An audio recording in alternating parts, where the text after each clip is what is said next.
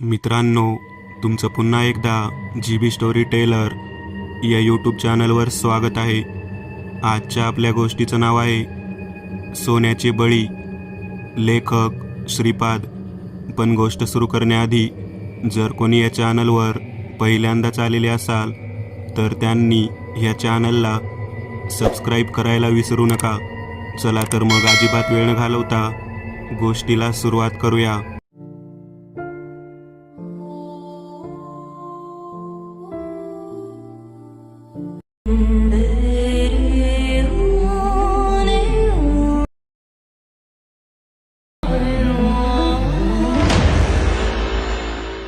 साधारण 30 वर्षापूर्वीची गोष्ट आहे. पंढरपूर महाराष्ट्रातील नव्हे, भारतातील एक प्रसिद्ध आणि जागृत देवस्थान. पंढरीच्या विठुरायाची गाठ घेण्यासाठी, त्याच्या पायावर नतमस्तक होण्यासाठी ज्ञानोबा माऊलीच्या गजरात शेकडो मैल चालत वारी येत असत. पूर्वी पंढरपुरात आतासारखे खूप सारे मठ किंवा लॉजेस हा प्रकार तर नव्हतेच. काही लोक चारधाम करत सगळ्या तीर्थक्षेत्राला जाताना पंढरपुरात पण येऊन जात. पूर्वी आतासारखी संपर्काची साधनेही नव्हती, त्यामुळे म्हातारी लोक तीर्थक्षेत्र गेली की तिकडे प्रवासात मृत पावल्यावर स्थानिक प्रशासन बेवारस मृतदेह अंत्यसंस्कार करून घेत असत.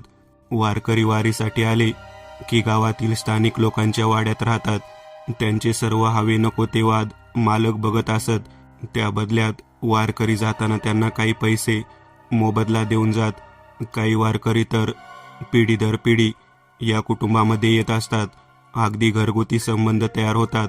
हे वारकरी येताना आपल्या गावाकडील अन्नधान्य, लोणची असं सामान प्रेमाने यजमानास देतात. पंढरपुरातील जुने वाडे पण वाटसरूच्या व्यवसायास अनुसरून बांधलेले आढळतात. लांबच्या लांब वाडे, आत एकामागून एक मोठ्या मोठ्या खोल्या, त्या सगळ्या खोल्यांमध्ये मोठे मोठे कोनाडे आणि भिंतीतील कपाटे, पिशव्या अडकवायला कुंट्या, असं सगळं जमानी मासतो. भिंती तर एवढ्या मोठ्या की काही भिंतीतून जिने गेलेत. बऱ्याच वाड्यांना भुयारी मार्ग आणि तळघर पण आहेत. पंढरीतील शेकडो कुटुंबासारखा प्रभाकररावाचा पण वाटसरूचा व्यवसाय होता. आपल्या भल्या मोठ्या वाड्यात ते कोकणातले आणि कर्नाटकातले वाटसरूच यजमानपद करत असत.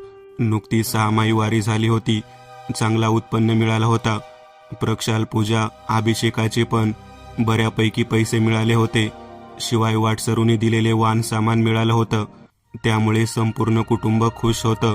एकुलता एक 8 वर्षाचा मुलगा भार्गव याला त्यांनी कौतुकाने त्याच्या नुकतीच झालेल्या मुंजीमध्ये सोन्याचा गोप केला होता. आधीच कानात भिगबाळी, गळ्यात सोन्याचा गोप, हातात चांदीचं कडं, असं सगळं आभूषण घालून ती बटमूर्ती अख्ख्या मंदिराभोवतीच्या गल्ली बोळातून हुंदडत असे. सुनबाई, तुला 1000 वेळा सांगितलं, तू त्या पोराच्या अंगावरचं सोनं तेवढं काढ ग. दिवस बघ तिनं कसे आहेत. परवा ती सुमी सांगत होती, वारी झाल्यावर 2 वाटसरू बायका बेपत्ता झाल्यात. अंगावर बक्कळ सोनं होतं म्हणे त्यांच्या. सुनबाई म्हणाल्या, त्यांना विचारलं तर ते रागे भरतात. सोनं काय पुजायची गोष्ट आहे का? घालू दे त्याला, शोभात असं म्हणतात. तुम्हीच काय ते सांगावे त्यांना. मधल्यामध्ये माझा कडबोळ होतं. आई, भूक लागली, लवकर दे, परत नदीवर जाऊन येणार आहे आम्ही. वाड्यात आल्या आल्या भार्गवने आईला हाक मारली. आलास का उकिरडे फुकून? खेळताना आठवण नाही येत आईची. बाहेरच गिळायचं की कुणाकडे तरी. रात्रीच्या इथं नदीवरून खेळून झाल्यावर परवापासून शाळा सुरू होईल. उद्या ते सोनं अंगावरून काढ, नाहीतर धपाटे खाशील चांगले. बापलेकाला सोन्याचं फार कौतुक. हो गाई, काढतो. आता थोड्या वेळापूर्वी बंडू काका घरी बोलावत होते, खाऊ देतो म्हणून. पण मला तू केलेले गुलाबजाम खायचे होते. दे न ग लवकर. आईकडून वाटीभर गुलाबजामू खाऊन भार्गवची गाडी पुन्हा सुसाट नदीकडे पळत गेली. दिवे लावणीची वेळ झाली होती. प्रभाकरराव बाहेरून घरी आले. भार्गव कुठे आहे हो?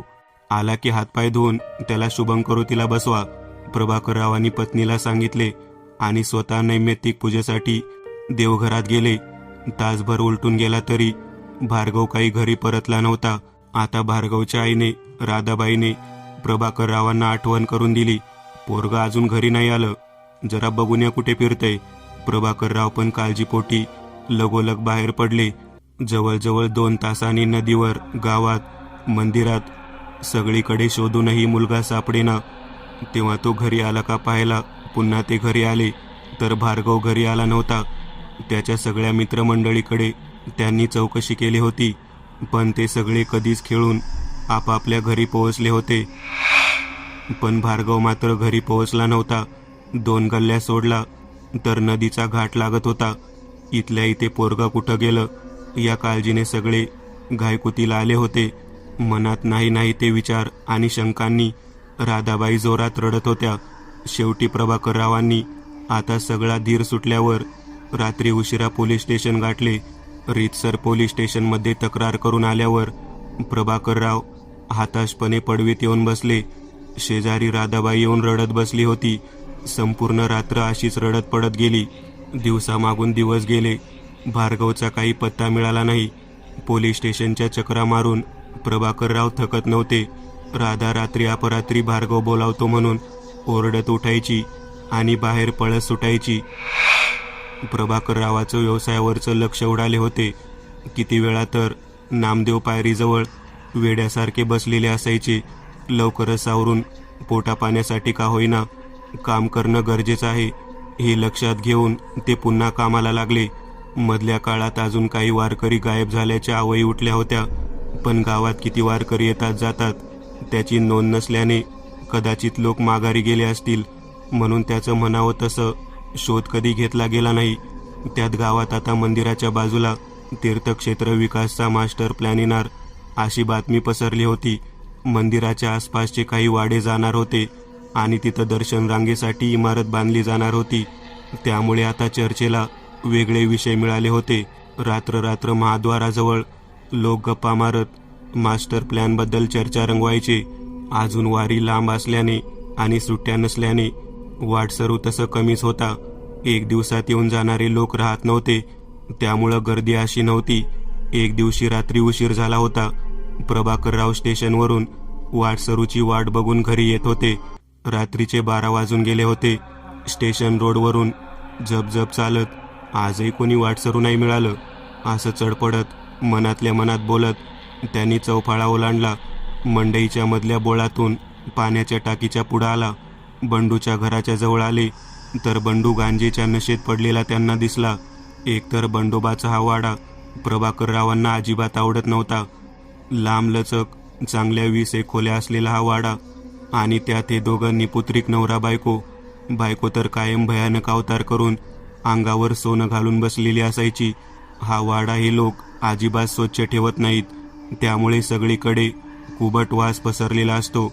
म्हणून तिथं प्रभाकर काय त्या भागातल्या कुणालाच कधी येऊ वाटत नसायचं. बंडोबाचा हा वाडा पण मास्टर प्लॅनमध्ये जाणार आहे असं आजच प्रभाकररावांना कळलं होतं. तोच विचार करत त्याची दया येऊन, बंडोबा पचत नसला तर ओढता कशाला असं बोलून त्याने बंडूला उचलून त्याच्या वाड्याच्या पडवीत आणून टाकला. वहिनी घेऊन जा त्यांना आत असं म्हणत तो बाहेर चालला तर अचानक भार्गवसारखा, बाबा मला बघा ना बाबा असा हाक मारल्याचा आवाज आला. त्याबरोबरीने अजून काही रडल्या ओरडल्याचे आवाज येत होते. प्रभाकरने बिथरून त्या वाड्यात आत जाण्याचा निर्णय घेतला तर आतून एका खोलीतून भार्गवचा आवाज येत असल्यासारखं त्यांना वाटत होतं. अचानक बंडोबाची बायको समोर आली आणि, भाऊजी आता कुठे चालला आहात? घरात मी एकटी आहे, चालते वा असं दरडावलं. आहो वहिनी, मला भार्गवचा आवाज आला म्हणून असं तुटक बोलत प्रभाकर तिथून बाहेर पडला. हाही आपला भास आहे का अजून काही याचा विचार करत त्याने घर गाठले. झोप तर आलीच नाही, पण रात्रभर त्याच विचारामध्ये त्याने रात्र काढली. सकाळी उठून त्याने पहिले पोलीस स्टेशन गाठले आणि पोलिसांना त्याला आलेला अनुभव आणि बंडोबाच्या वाड्यातील कुबटवासाबद्दल सांगितले. पोलिसांनी पण तात्काळ कारवाई करत बंडोबाच्या वाड्याकडे धाव घेतली. पोलीस वाड्यात शिरल्यावर बंडोबा आणि त्याच्या बायकोचे धाबे दणाणले. आरडाओरडा करत ते इकडे तिकडे पळू लागले. प्रभाकरने त्याच्यासोबत त्याचे काही मित्र आणले होते. ते आणि पोलीस एक एक करत सर्व खोल्या चेक करत फिरू लागले. जसजसं आत जात होते तसं कुबटवास वाढत चालला होता. काही खोल्यामध्ये खूप दुर्गंधी पसरली होती. बरेच मोठे कोनाडे लिपून बंद करून टाकलेले दिसले. शेवटी पोलिसांनी कामगार बोलावून सगळे कोनाडे खोदायचे ठरवले. सगळे कोनाडे खोदल्यावर पोलीस काय अख्खं गाव हादरला होता. एकूण 12 मानवी सांगाडे त्या सगळ्या कोनाड्यामध्ये पुरलेले सापडले होते. त्यात एक छोट्या भार्गवचाही होता. त्या नराधम दाम्पत्याने सोन्याच्या हव्यासाने आलेल्या यात्रेकरूंचे सोनं लुटून त्यांना मारून टाकला होता आणि त्या सोन्याच्या नादाने छोट्या भार्गवचा पण खून केला होता. त्या दोघांना लवकरच कोर्टाने फाशीची शिक्षा दिली. तो वाडा असाच रिकामा पडून राहिला होता. तिथे बऱ्याच जणांना नंतर तिथं आता बायका ओरडत असल्याचे भास होत होते. काही दिवसांनी मास्टर प्लॅनमध्ये तो वाडा पाडला गेला. त्याबरोबर इतर काही वाडे पण पाडले गेले आणि तिथं एक टोलेजंग वारकऱ्यांची दर्शनबारीची सोय व्हावी म्हणून इमारत बांधली गेली. दररोज विठुरायाच्या गजरात तो बाग हल्ली गजबजून गेलेला असतो. पण खूप वर्षापूर्वी घडलेल्या त्या घटनेची आठवण अजून भार्गवच्या घराला आणि आपल्या नातेवाईक गेलेल्या लोकांना कायम राहिली. मी एक नवीन चॅनल ओपन करत आहे. त्यावर तुम्हाला ॲनिमेटेड हॉरर स्टोरीज पाहायला मिळतील. त्या चॅनलची लिंक या व्हिडिओच्या डिस्क्रिप्शन मध्ये दिलेली आहे. चॅनलला सबस्क्राईब करायला विसरू नका. मित्रांनो, आज पुरतं एवढंच. तुम्हाला जर काही गोष्ट आवडली असेल तर नक्की लाईक करा. तुमच्यापैकी बरेचसे जण व्हिडिओ लाईक न करताच पळून जातात. पण हा जर व्हिडिओ तुम्ही लाईक केला तर मला जरा बरं वाटेल आणि असेच भारी भारी व्हिडिओ बनवायची माझ्यात एनर्जी येईल. त्यामुळे नक्की लाईक करा आणि अजूनही कोणी या चॅनलला सबस्क्राईब केलेलं नसाल तर लगेच सबस्क्राईब करून टाका आणि बाजूची घंटी ती मात्र दाबायला विसरू नका. देवाची घंटी आहे ती. चला तर मग पुन्हा भेटूया अशीच एक आगळी वेगळी गोष्ट घेऊन पुढच्या